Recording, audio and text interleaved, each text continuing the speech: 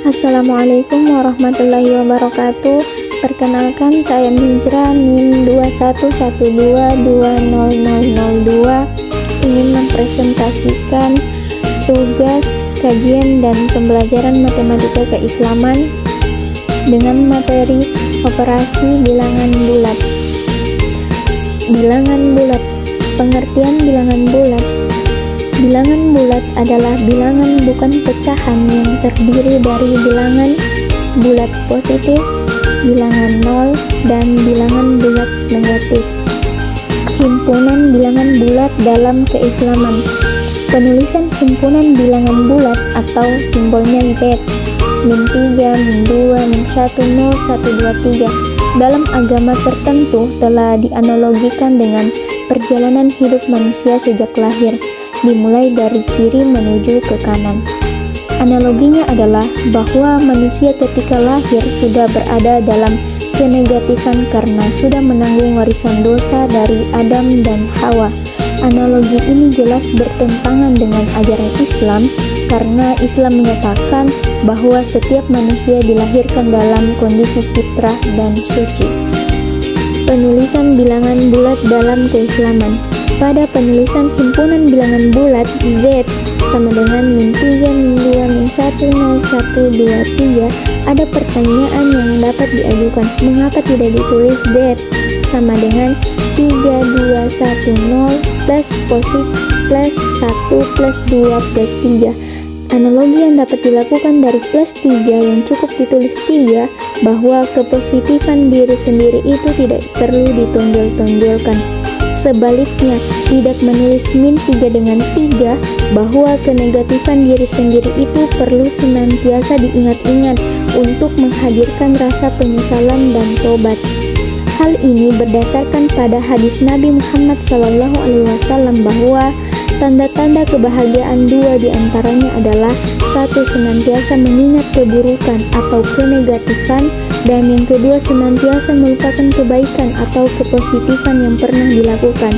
Sebaliknya, tanda-tanda kesengsaraan dua diantaranya adalah: satu, senantiasa melupakan keburukan atau kenegatifan, dan yang kedua, senantiasa mengingat kebaikan atau kepositifan yang pernah dilakukan.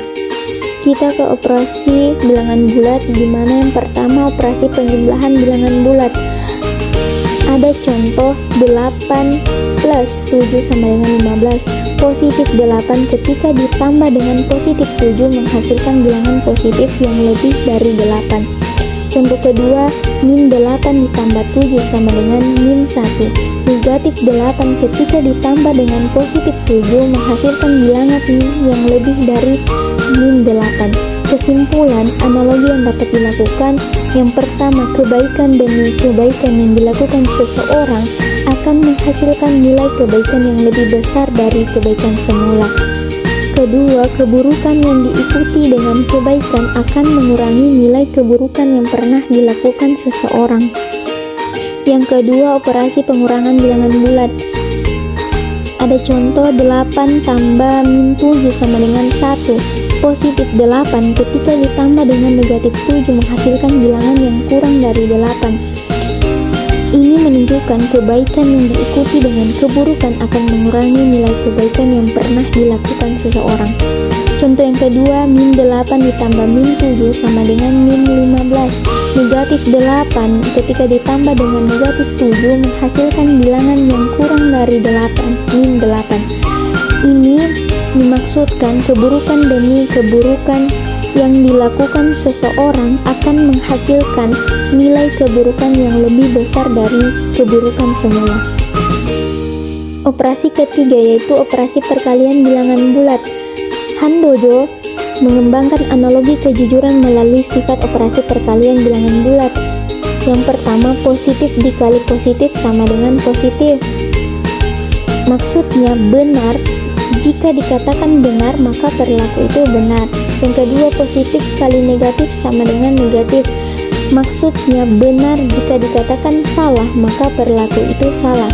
Yang ketiga, negatif dikali positif sama dengan negatif.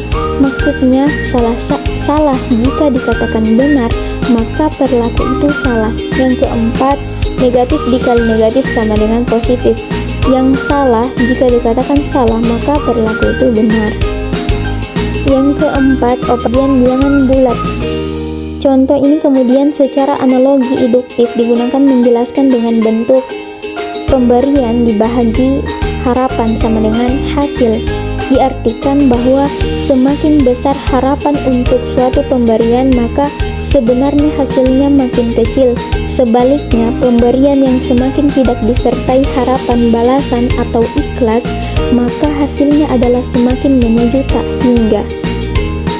Contoh operasi pembagian ini juga digunakan untuk menjelaskan tingkat kebersyukuran seseorang terhadap karunia duniawi yang diperolehnya. Kesimpulan analoginya adalah jika seseorang senantiasa membandingkan dirinya dengan orang yang di atasnya dalam urusan duniawi, maka nilai syukurnya akan semakin berkurang. Sebaliknya, jika senantiasa membandingkan dirinya dengan orang yang di bawahnya dalam urusan duniawi, maka nilai syukurnya akan semakin bertambah. Selain itu, contoh operasi pembagian ini juga digunakan untuk menjelaskan amal ibadah seseorang dan tingkat keujubannya atau kesombongannya. Kesimpulan analoginya adalah jika seseorang senantiasa membandingkan amal ibadahnya dengan orang yang di atasnya, maka sombongnya akan semakin berkurang.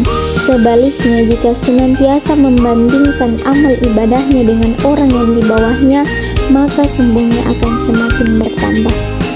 Kesimpulan, strategi analogi memberikan manfaat tersendiri dalam upaya internalisasi nilai-nilai Islami pada siswa dalam pembelajaran matematika.